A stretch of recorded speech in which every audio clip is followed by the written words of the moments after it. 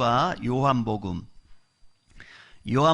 4장 23절 24절 요한복음 4장 23절 24절 말씀 우리 다 찾으신 줄 알고 우리 한 목소리로 같이 23절 24절 같이 읽도록 하겠습니다. 시작. 아버지께 참되게 예배하는 자들은 영과 진리로 예배할 때가 오나니 곧 이때라. 아버지께서는 자기에게 이렇게 예배하는 자들을 찾으시느니라. 하나님은 영이시니 예배하는 자가 영과 진리로 예배할지니라. 아멘. 자, 먼저 2020년 마지막 주, 오늘 마지막 주 여기까지 인도해 주신 우리 하나님 아버지께 우리 영광의 복수 올려드립니다. 할렐루야. 자, 그리고 가정에서 예배드리는 우리 식구들은 또 옆에 이렇게 좀 격려했으면 좋겠습니다. 함께 예배해서 고맙다, 함께 예배해서 감사해요, 이렇게 격려했으면 좋겠습니다. 자, 우리 서로 인사하겠습니다. 엄지척 하면서 하나님이 오늘 또 은혜 주실 것입니다. 네, 하나님이 오늘 또 은혜 주실 것입니다. 예, 오늘 설교 제목은 기본 중에 기본, 기본 중에 기본이라는 제목을 가지고 주의 음성 듣도록 하겠습니다. 서울 오른교회 김우로 목사님이 쓴 하나님의 사람이여 도전하라 라는 이 책이 있는데요. 그 책에 보면 일본 동경 임페리얼 호텔에 대한 이야기가 거기에 실려 있어요. 그 내용은 이렇습니다. 1912년 데이코쿠 호텔의 총 지배인이던 하야시 아이사쿠는 미국인 건축가 프랭크 로이드 라이트에게 호텔 신관 건설을 의뢰합니다. 건축가로서 책임과 긍지를 가지고 있던 라이트는 설계부터 건축 자재 선정까지 엄격하게 꼼꼼하게 지휘 감독을 합니다. 특히 일본은 이게 지진이 많잖아요. 그래서 특별히 신경 쓰는 부분이 뭐냐면 지진이 일어났을 때 무너지지 않도록 내진과 또 방화에 대비해 세계 최초로 건물 전체에 스팀 난방을 도입하고 욕실에는 한국의 온돌 방식을 적용하는 등 획기적인 기술을 선보였다고 합니다. 그게 1912년도의 이야기예요. 또한 감리, 건물을 잘 짓고 있는가 어떤가 빠져 있는가 그걸 감리라고 하거든요. 이 감리에 있어서도 작은 것 하나 허투루 넘기지 않고 심혈을 기울였다고 합니다. 이런 까다로운 과정을 거치다 보니까 예산은 무려 6배나 불어났다고 합니다. 건축 이렇게 예산이 있지 않습니까? 근데 거기보다 6배나 불어났다고 해요. 이 일 때문에 그를 스카우트한 하야시 아이사쿠는 책임을 지고 사임을 합니다. 또 라이트 역시 온갖 비판에 시달려 자리에서 물러나야 했습니다.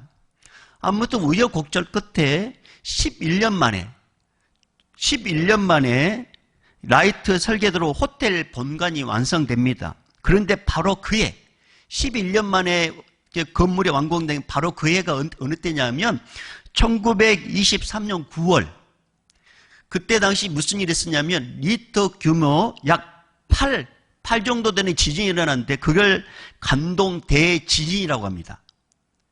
건물이 완공된 그때에 관동 대지진이 발생합니다. 그 지진으로 일본은 10만 명 이상의 사람들이 죽습니다.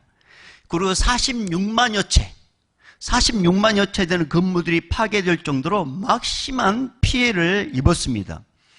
건물들은 속절없이 붕괴되어 화재에 휩싸였습니다.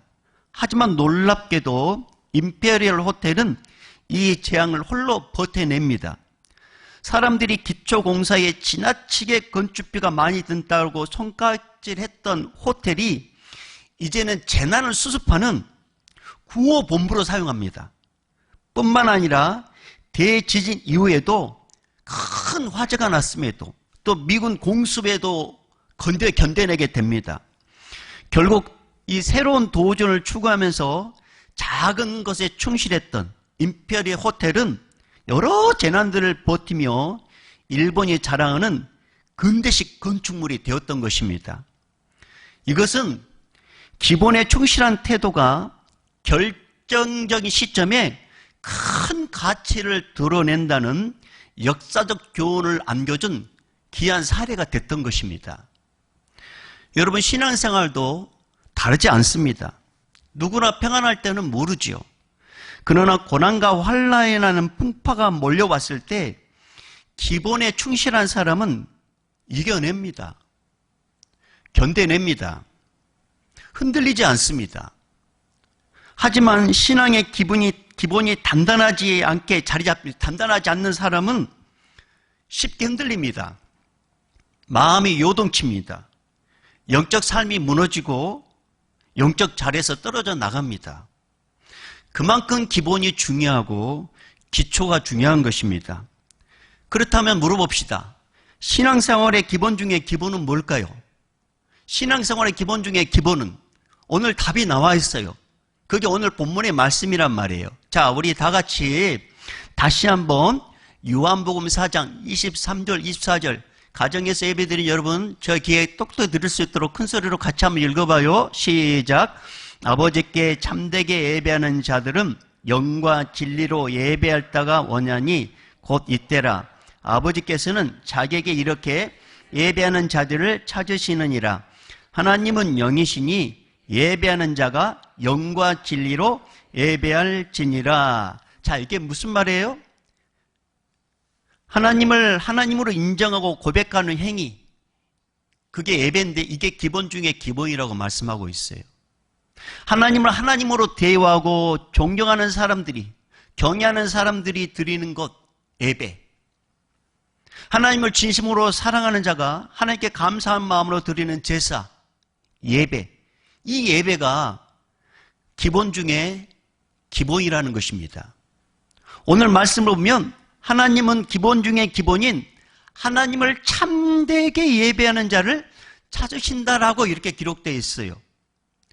흔히 우리 예수 믿는 사람들도 무심코 이렇게 하는 말들이 있는데 무슨 말이냐면 나 예배 보러 간다 이렇게 말을 하는 경우가 있습니다. 이것은 잘못된 표현이에요. 아주 오래전에 문희곤 목사님이 쓴 예배는 콘서트가 아닙니다라는 이런 책이 있어요. 이 책을 예배적인 관점에서 볼 때 여러분 콘서트는 사람이 드러나는 자리지만 예배는 하나님만 드러나는 자리란 말이에요. 콘서트는 사람과 아티스트, 사람과 예술과의 만남이라면 예배는 회중들이 하나님을 만나는 자리예요. 이걸 이렇게 이야기했어요. 그리고 또한 이 목사님께서 그렇다면 정말 좋은 예배는 뭐냐? 예배가 끝난 후 사람이 기억되지 않고 하나님 한 분만이 기억되고 하나님 한 분만으로 충만한 예배, 이게 정말 좋은 예배라고 이야기했어요. 그런데 어느 순간 어느 때부터인가 우리의 시선이 찬양 인도자에게 꽂힙니다. 찬양대에게 꽂히고 기도자에게 꽂히고 설교자에게 집중하다 보니까 마치 콘서트를 구경하는 관객처럼 운동장 선수를 바라보는 관중처럼 그냥 구경하듯이 그 예배에 이렇게 함께 동참하게 됐다는 것입니다. 그것이 익숙하게 되다 보니까 마치 예배는 내가 구경하는 거예요. 보는 거예요.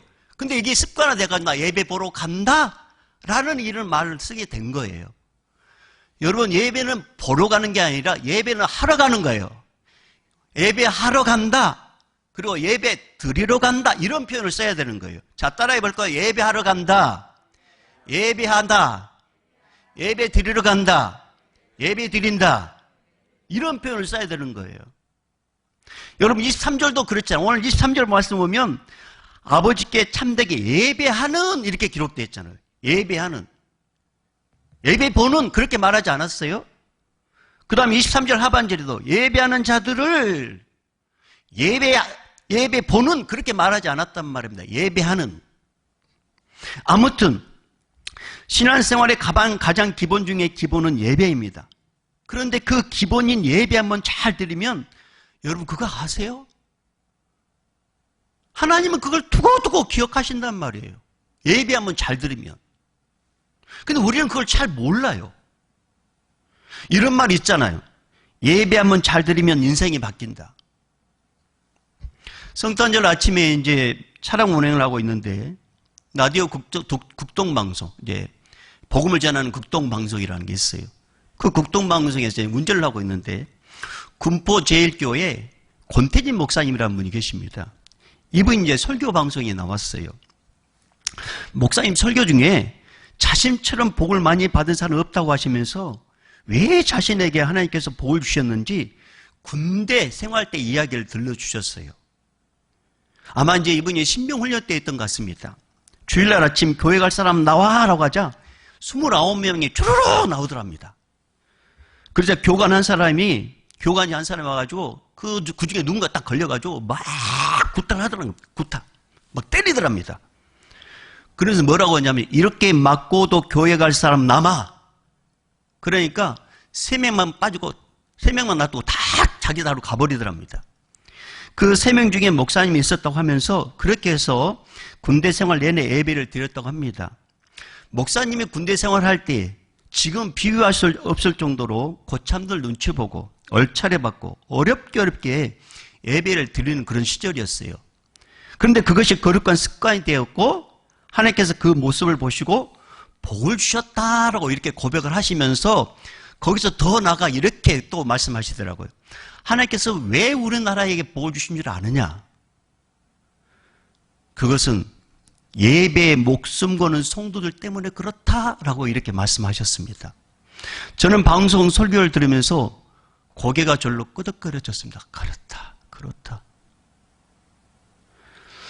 여러분, 예배를 멸시하는 거, 이건 하나님을 멸시하는 거예요. 예배를 준비 없이 드린다는 거, 이거 하나님 앞에 큰 경솔한 죄입니다. 그걸 우리는 어떻게 할 수 있느냐? 사무엘상 2장에 보면 엘리 제사장과 그의 아들 홈리와 빈야스에 대한 이야기가 나옵니다. 사무엘상 2장 12절을 보면 제사장의 아들인 이 홈리와 빈야스를 성경이 이렇게 소개를 하고 있어요. 엘리의 아들들은 행실이 나빠 여호와를 알지 못하더라. 같은 장 2장 17절에 보면 이 소년들의 죄가 여호와 앞에 심히 크면 그들이 여호와의 제사를 멸시함이었더라. 도대체 이들이 어떻게 생활했길래 이런 말이 들리느냐? 하나님을 예배하는 해막에서 여자들과 부적절한 관계를 맺습니다. 하나님께 예배에 예물 드리는 것 중에 가장 좋은 걸 하나님께 드리는 거 아니겠습니까? 그런데 그 가운데 가장 좋은 것을 자기들이 먼저 먹는 거, 그것도 자기들이 아니라 누군가 시켜가지고.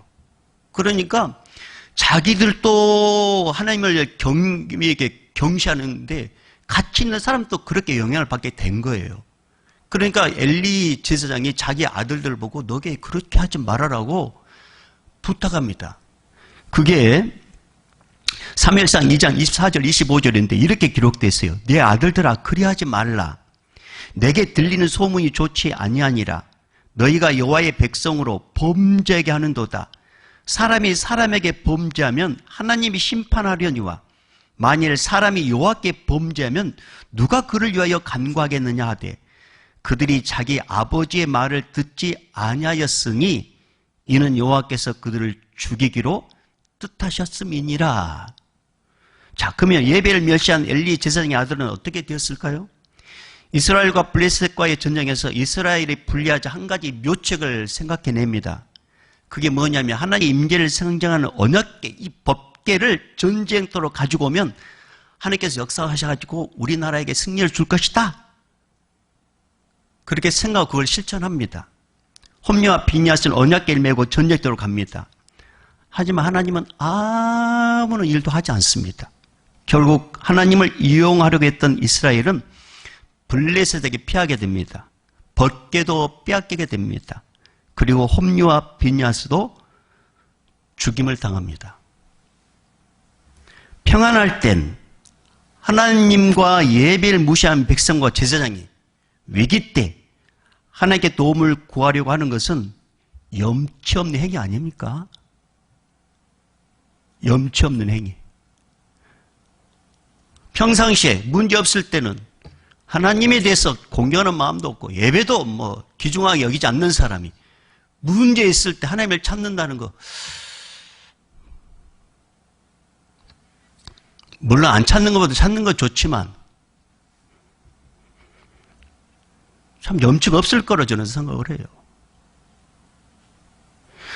만약 이스라엘 백성들에게 이 문제를 해결해 줬더라면 이스라엘 백성들은 그 문제 해결됐으니까 이제 평안하니까 다시 하나님을 찾지 않을 것입니다. 왜? 우리 안에 그런 재성이 있기 때문에. 사랑하는 여러분, 그리고 오늘 교회학교를 졸업하는 우리 교회학교 여러분, 신앙생활 중에 가장 기본은 예배입니다. 그런데 우리는 너무나 기본을 무시하고 안일하게 생각하는 경우가 있습니다. 성경 로마서 12장 1절 2절 말씀에 이런 말씀이 있어요.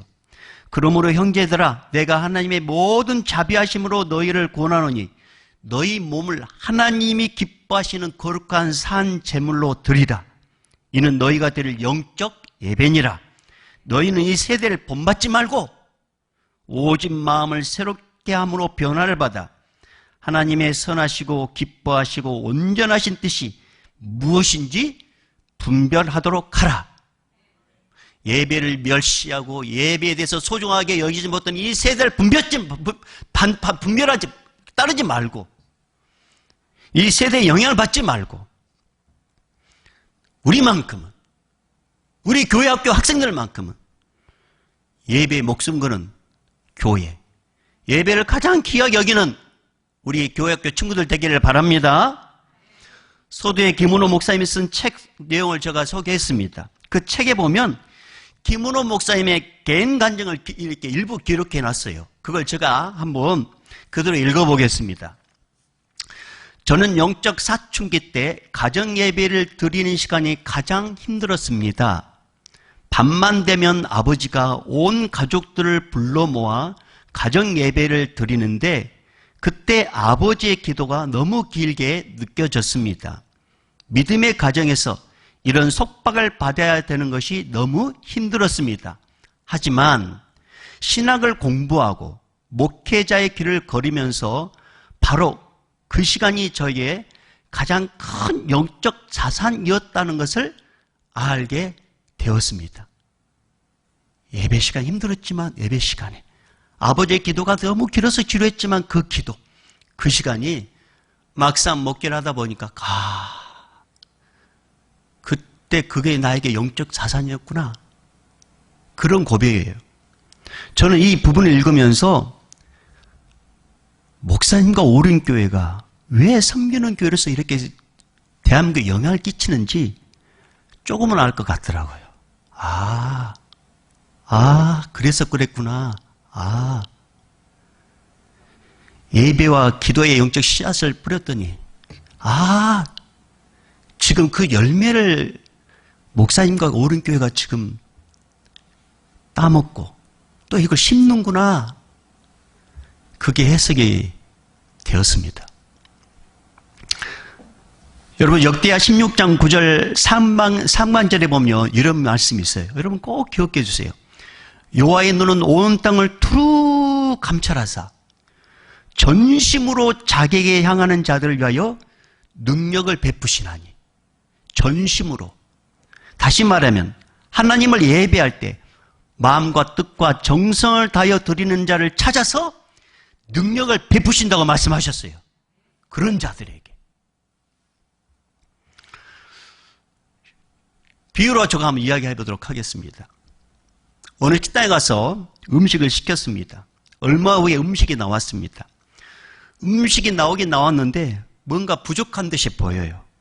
뿐만 아니라 내가 시킨 음식도 다 나오지 않았습니다. 그러면 여러분은 뭐 이해하고 먹겠죠? 어떻게 이해하고 먹겠습니까? 바빠서 이렇게 만들었나 보구나. 음식 재료가 떨어져서 빼먹고 이렇게 가져왔나 보구나. 물론 이렇게 생각하고 주는 대로 드시는 분도 있을 것입니다. 하지만 만약에 내가 그런 대우를 받는다면 저는 이렇게 반응했을 것 같아요. 사장님, 잠깐만요. 보기 좋은 떡이 먹기도 좋다고 이렇게 대충 음식을 만들면 누가 먹겠습니까? 자, 사장님 보십시오. 여기 덜 익은 거. 그리고 이게 뭡니까? 이게 뭡니까? 머리카락까지 넣을 필요 없잖아요. 그리고 제가 시킨 음식도 다 나오지 않았습니다. 그러면서 뒤를 돌아서 이거 완전 엉망이구만.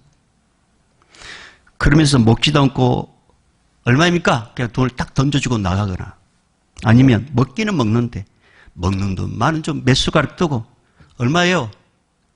계산으로 나갑니다. 그럼 앞으로 그 식당 자주 가겠습니까? 저라면 안 갈 것입니다. 저라면.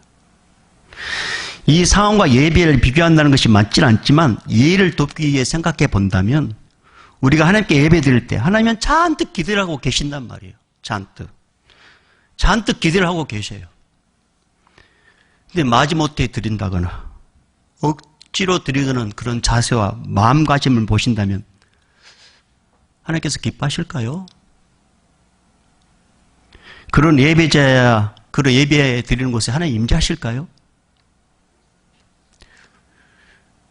그 답을 우리는 말라기서를 통해서 찾을 수가 있습니다. 자, 우리 말라기서 1장으로 가봅니다. 말라기서는 구약의 제일 마지막 신약 마태복음 바로 앞에 있어요. 마태복음 바로 앞에. 자, 말씀 찾으셔야 돼요. 말라기서 1장. 우리 같이 읽어야 됩니다. 말라기서 1장 6절에서 11절까지. 말라기서 1장 6절에서 11절까지. 자, 우리 교회학교 친구들, 우리 엄마, 아빠께서 대표로 읽어주시고요. 우리 성도인들 우리 같이 읽어봅니다. 말라기서 1장 6절에서 11절까지 시작. 내 이름을 멸시하는 제사장들아, 나 만군의 여호와가 너에게 이르기를 아들은 그 아버지를, 종은 그 주인을 공경하나니 내가 아버지일진데 나를 공경함이 어디 있느냐? 내가 주인일진데 나를 두려워함이 어디 있느냐 하나 너희는 이르기를 우리가 어떻게 주의 이름을 멸시하였나이까 하는도다. 너희가 더러운 떡을 나의 제단에 드리고도 말하기를 우리가 어떻게 주를 더럽게 하였나이까 하는도다. 이는 너희가 여호와의 식탁은 경멸히 여길 것이라 말하기 때문이라. 만군의 여호와가 이르노라. 너희가 눈먼 희생 제물을 바치는 것이 어찌 악하지 아니하며 저는 것, 병드는 것을 드리는 것이 어찌 악하지 아니하냐. 이제 그것을 너희 총독에게 드려보라. 그가 너를 기뻐하겠으며 너를 받아 주겠느냐. 만군의 여호와가 이르노라.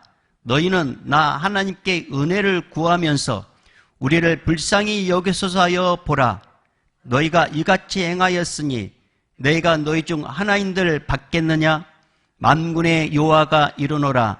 너희가 내 제단 위에 헛되이 불사르지 못하게 하기 위하여 너희 중에 성전 문을 닫을 자가 있었으면 좋겠도다. 내가 너희를 기뻐하지 아니하며 너희가 손으로 드리는 것을 받지도 아니하리라. 만군의 여호와가 이르노라. 해 뜨는 곳에서부터 해 지는 곳까지의 이방 민족 중에서 내 이름이 크게 될 것이라. 각처에서 내 이름을 위하여 분향하며 깨끗한 제물을 드리느니 이는 내 이름이 이방 민족 중에서 크게 될 것임이니라. 아멘. 익숙하게 예배드린다고 하면서 준비 없이 드리는 그 예배 안 받고 진짜 예배를 예배답게 드리는 곳에 내가 함께 하겠다. 이 말씀이에요. 이 말씀. 사랑하는 성도 여러분, 우리 교회학교 친구 여러분, 저는 우리 교회 모든 분들이 하나님께 예배드리는 시간에 우리의 마음과 뜻과 정성을 다하여 예배드림으로 하나님께서 복을 주시기에 합당한 그런 예배자가 되기를 주님 축복합니다. 그런데 여러분, 우리가 자칫 오해할 부분이 있어서 그러는데요. 예배, 그러면 우리는 교회에 와서 드리는 예배만 생각하는 경우가 있습니다. 그러나 진짜 예수님께서 원하는 예배는 그게 아닙니다. 진짜 하나님께서 바라는 예배자는 나의 모든 삶의 자리에서, 내가 서 있는 삶의 자리에서 하나님 앞에 서 있는 예배자라는 의식으로 사는 것. 이거 진짜 예배라는 거죠. 예배당에서만 드리는 예배가 아니라 나의 삶의 자리에서 하나님의 말씀대로 사는 것, 이게 진짜 예배란 말이에요. 이런 예배자의 삶을 보여준 사람이 성경에는 많이 있는데 한 사람만 생각한다면 저는 요셉을 생각할 수 있다고 생각해요. 자, 요셉. 창세기 39장에 보면 우상인 남만 애굽나라. 그것도 왕을 신으로 받드는 보디발의 집에 노예로 요셉은 팔려가게 됩니다. 근데 보디발이 요셉을 가만히 보니까 다른 노예들과 뭔가 달라요. 요셉을 보니까 보디발이. 일반 노예들과 요셉이 뭔가 다르다고 이 보디발은 느꼈어요. 정직하고 신실하고 바르다. 뭔가 다르다. 이걸 느꼈습니다. 알고 봤더니 요셉이 하나님이라는 신을 섬긴다는 것을 보디발은 알게 됩니다. 그걸 어떻게 알 수 있느냐? 창세기 39장 1절에 3절 말씀 보면 이렇게 기록되어 있어요. 한번 들어보세요. 요셉이 끌려 애굽에 내려가매 바로의 신하 친위 대장 애굽 사람 보디발이 그를 그리로 데려간 이스마엘 사람의 손에서 요셉을 사니라. 여호와께서 요셉과 함께 하심으로 그가 형통한 자가 되어 그의 주인 애굽 사람의 집에 있으니 그의 주인이, 자 보디발이 그의 주인이 여호와께서 그와 함께 하심을 보며 또 여호와께서 그의 범사에 형통하게 하심을 보았더라. 보디발이 봤는데 보며 보았더라. 보디발이 봤을 때 요셉이 뭔가 누군가 신을 섬기는데 여호와라는 분을 섬기는구나. 하나님을 섬기는 요셉에게 이렇게 하나님께서 보여주셨구나. 그걸 깨닫게 됐다라는 말입니다. 이렇게 요셉이 여호와를 잘 섬기는 것을 보고 뭔가 다른 걸 보고 보디발이 참 이해하는 일을 합니다. 그게 뭐냐면 노예에게요. 자기 집의 모든 것을 관리하는 총무의 일을 맡깁니다. 가정의 모든 것을 맡긴다는 것은 그만큼 신뢰를 한다는 거예요. 신뢰. 여러분 집으로 들어가는 대문 비밀번호 아무나 가르쳐주지 않지요? 그렇죠? 아무나 가르쳐주지 않습니다. 믿을 만한 사람에게 가르쳐주죠. 마찬가지로 요셉에게 모든 것을 맡겼다는 것은 그만큼 보디발이 요셉을 신뢰했다는 것입니다. 왜요? 요셉은 뭔가 예배를 드리는 게 아니라 삶의 그 자체가 하나님을 의식하는 삶을 살았기 때문에 그런 것입니다. 더군다나 요셉이 생활 속의 예배자라는 사실을 알 수 있는 부분이 있는데 그게 어디냐? 보디발의 아내가 요셉을 유혹해요. 그때 당시 보디발은 멀리 출장을 떠났습니다. 집에는 아무도 없습니다. 보는 눈이 없기 때문에 무슨 일을 해도 완벽하게 속일 수가 있습니다. 사람의 눈 속일 수가 있었어요. 이런 틈을 따서 보디발의 아내가 요셉에게 접근합니다. 그러면서 집에 아무도 없으니까 나와 사랑하자 자꾸 유혹합니다. 이때 요셉이 뭐라고 그 유혹을 뿌리친 줄 아세요? 창세기 39장 9절 하반절을 보면 이렇게 기록됐어요. 내가 어찌 이 큰 악을 행하여 하나님께 죄를 지으리까? 이것이 바로 요셉이 우리에게 던져주는 메시지입니다. 생활 속의 예배자. 이게 진짜 예배자라는 거예요. 이게 진짜 예배자의 자세라는 것입니다. 사랑하는 여러분, 우리 예수 믿는 사람은 삶의 모든 자리가 예배의 장소라는 걸 잊으면 안 됩니다. 교회에서 드리는 예배뿐만 아니라 직장이나 학교나 학원이나 어느 곳에 있든지 하나님을 의식하는 삶, 하나님 말씀대로 살려는 삶, 하나님을 인정하는 삶, 그곳이 예배 장소고 그것이 예배자고 그것이 예배라는 사실을 기억하시길 바랍니다. 그런데 여러분 물론 그렇게 살다 보면 손해볼 때도 있어요. 눈치 볼 때도 있습니다. 왕따 아닌 왕따를 당할 수도 있습니다. 외로울 수도 있어요. 승진해서 누락될 수도 있고 일부러 소외감을 느끼도록 만드는 상황을 직면할 수도 있습니다. 주변 사람들에게 비아냥거리는 소리도 들을 수도 있습니다. 그럼에도 불구하고 삶의 자리에서 하나님을 경외하며 예배자의 삶을 살 때 하나님이 살아계시기 때문에 반드시 그 영혼에게 보응하실 것입니다. 뿐만 아니라 하나님은 너 잘하고 있다고 이렇게 격려하실 거예요. 스바냐 3장 17절 말씀으로 하나님의 격려를 대신하겠습니다. 하나님께서 그렇게 살려는 자를 이렇게 격려하셔요. 너의 하나님 여호와가 너의 가운데 계시니 그는 구원을 베푸실 전능자이시니라. 그가 너로 말미암아 기쁨을 이기지 못하시며 너를 잠잠히 사랑하시며 너로 말미암아 즐거이 부르며 기뻐하시리라. 할렐루야.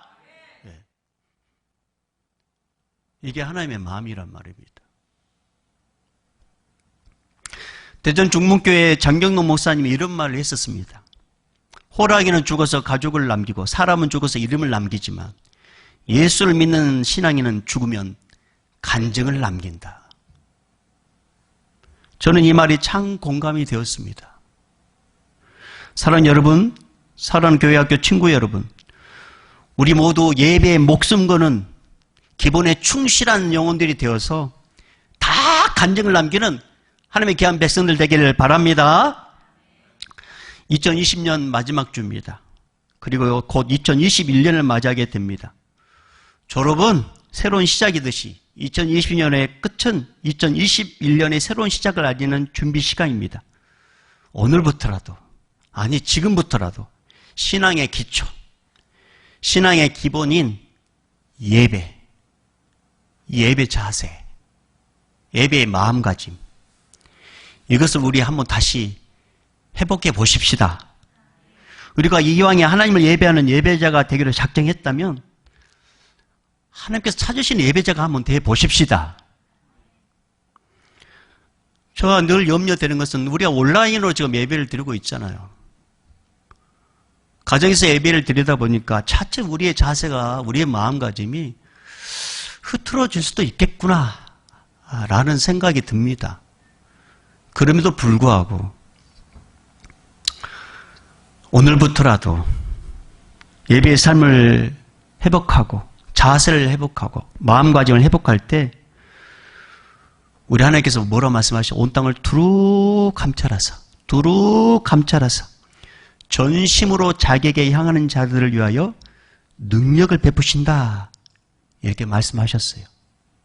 저는 우리 주님께서 두루 이렇게 감찰하셔가지고 우리 교회 성도들이 드리는 온라인 예배 드리는 현장에 주님께서 탁 이렇게 눈이 꽂히셔가지고 복을 막 쏟아부어 주시고 능력을 쏟아부어 주셔가지고 간증의 역사 일어나기를 주님 축복합니다. 그 일이 우리 모두가 주인공 되기를 원합니다. 기도하겠습니다. 하나님, 오늘부터라도 내 삶의 자리에서, 삶의 현장에서 예배자의 삶, 하나님을 하나님답게 대우하는 삶, 그런 삶을 살아가는 우리 교회학교 친구들, 오늘 졸업하는 사람들, 우리 성도들 다 되게 도와주시옵소서. 예수님의 이름으로 기도합니다. 아멘. 이제는 우리 주 예수 그리스도 은혜와 하나님 아버지의 무한하신 사랑하심과 성령님의 감화 감동 교통 충만하심이 오늘 졸업을 하는 우리 모든 졸업생들과 이사하는 가정과 또 여러 가지 일로 해서 함께하지 못한 사임하는 우리 전도사님과 앞으로 예배에 목숨 걸어야 되겠다, 가장 예배를 잘 드리는 사람이 돼야 되겠다, 이렇게 결단한 우리 모든 성도들의 결단과 우리 다음 세대들과 청년 세대들 위해 오늘도 땅까지 복음을 증거하고 코로나 최전망에서 일하는 모든 믿음의 사람들과 이 땅의 모든 믿음의 사람들뿐만 아니라 백성들 위해 이제부터 영원히 있을지어다. 아멘.